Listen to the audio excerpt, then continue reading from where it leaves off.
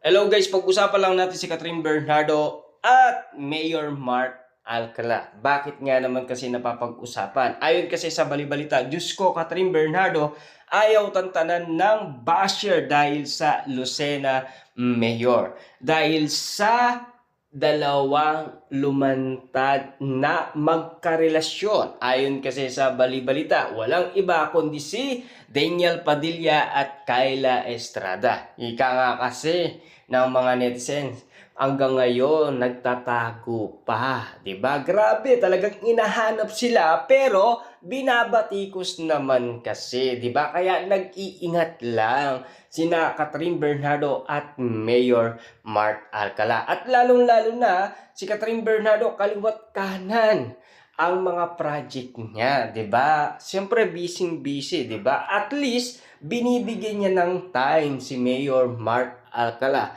Pero may mga bali-balita patungkol umano kay Christopher Min. Ayon sa kanya, si Mayor Mark Alcala sobrang igpit din, 'di ba? Parang hindi rin nakawala sa aula si Catherine Bernardo. Siyempre, isang red flag tulad daw ni Daniel Padilla. Ayon sa bali-balita, siyempre alam niyo na kung ano ang mangyayari kay Catherine Bernardo. Pero wala pa naman resibo. Wala pa naman silang pinapakita. At least nasa inyo na kung maniniwala kayo doon sa mga suggestion ng mga bali-balita, 'di ba? Kasi mahirap maniwala at mahirap magpasya hangga't walang pinapakitang resibo. Kita niyo naman yung nangyari sa NAIA, 'di ba? Pinagdikit lang yung nasabing spotted daw si Mayor Mark Alcala at Catherine Bernardo. Magkaiba pala yung sinakyan na eroplano ng dalawa. Pero iisang location lang, 'di ba? Pero magkaiba naman yung lugar, 'di ba? At least nandoon sila sa Australia. Ayon kasi sa mga iba ng mga sausawerang kapitbahay at marites. Kaya nga naman kasi nilait-lait na si Catherine Bernardo. Doon na mismo sumikat si Daniel Padilla.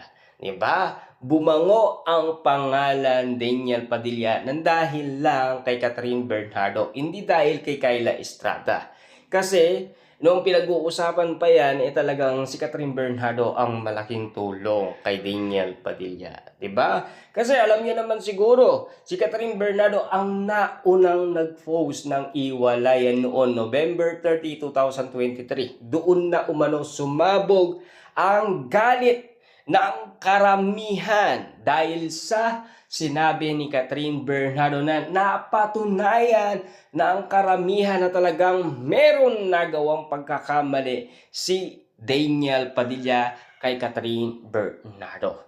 Pero ngayon, tila bumango ang pangalan Daniel Padilla. Naniniwala tayo na talaga magkadugtong ang pangalan nila, 'di ba? Nasanay na umano ang karamihan kapag ganito ang sitwasyon na pinag-uusapan. At least, malinaw na sa atin kung bakit nga naman kasi ayaw ng maraming tao kay Mayor Mark Alcala.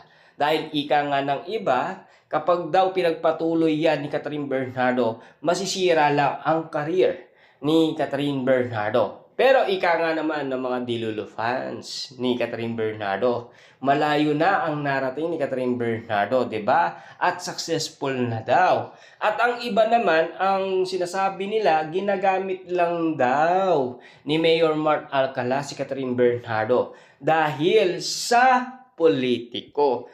Pero meron naman kumakalat na bali-balitang hindi naman daw ginagamit ni Catherine Bernardo si Mayor Mark Alcala.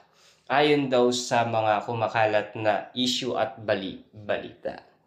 Kasi alam niyo naman, no, nung pinag-uusapan ang Alden Richard at Catherine Bernardo, may nakauli nga naman kasi na isang konsyal na nag-post nga naman kasi at ginamit ang pangalan Hello, Love Again.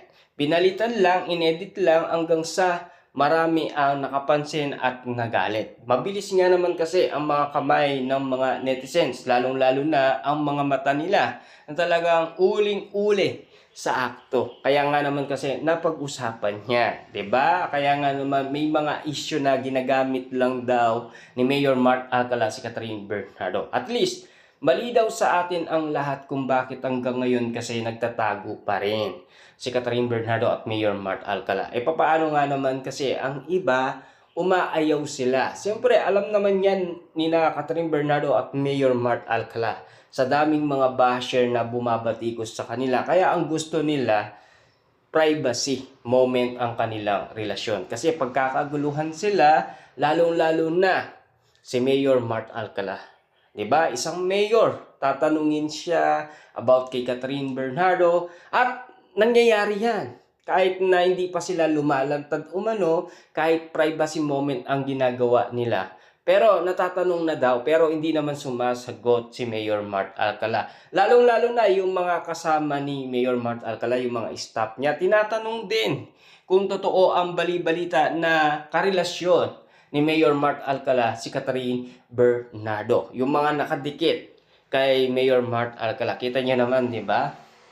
Talagang mabusisi umano ang karamihan para tanungin kung makatotohanan nga ba na merong relasyon si Catherine Bernardo kay Mayor Mark Alcala. Samantalang pinag-uusapan ngayon ang couple t-shirt ng dalawa na kasi ay magkamuka pero magkaiba ang kulay. Kasi parehas daw yung design pero iba yung kulay kay Catherine Bernardo kasi itim. Yung kulay naman ng damit ni Mayor Mark Alcala ay kulay white. Kaya nga naman kasi napapag-usapan. Grabe nga naman kasi ang mga nakakita dahil matatalas nga naman kasi ang mga mata ng mga netizens. Uling-uli nga naman kasi sa akto. Kaya nga bistadong-bistado na dahil nauuli na sa mga ginagawa nilang kilos at galawan. Ayon kasi sa karamihan, kahit hindi man sila umamin.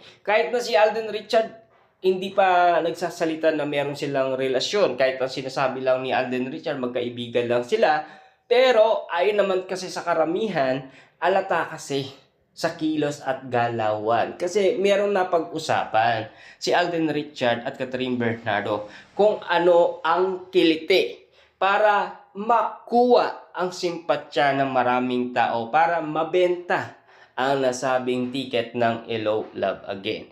Yun lang ang mga nararamdaman natin na sitwasyon na naranasan natin na pinag-uusapan sa ganitong mga issue tungkol umano kina Mayor Mark Alcala at Catherine Bernardo. Siyempre, hanggat hindi sila lumalantad at walang resibo, hindi pa natin kayang patunayan na meron silang relasyon. Kasi tahimik pa rin Wala pa rin nagsasalita kung katotohanan nga ba ang bali-balita. Hanggang ngayon kasi naniniwala sila doon sa mga kinikilos nila.